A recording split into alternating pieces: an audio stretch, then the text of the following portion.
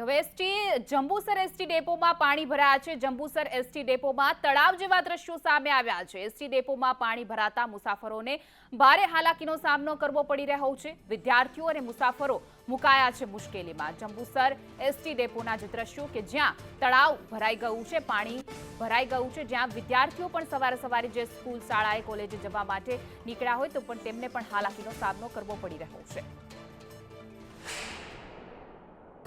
વરસાદની આગાહી વચ્ચે જંબુસરમાં વહેલી સવારથી જ વરસાદ વરસી રહ્યો છે। જ્યારે જંબુસર એસટી ડેપોમાં પાણી ભરાય છે અને આ વર્ષોની સમસ્યા છે કે નવા એસટી ડેપોમાં વરસાદનું પાણી ભરાય છે। અહીંયા દ્રશ્યમાં જોઈ રહ્યા છો કે આ બસ ડેપોનું ગ્રાઉન્ડ છે, જે બસ ડેપોનું ગ્રાઉન્ડ હાલ તળાવ જેવા દ્રશ્યો અહીંયા લાગી રહ્યા છે।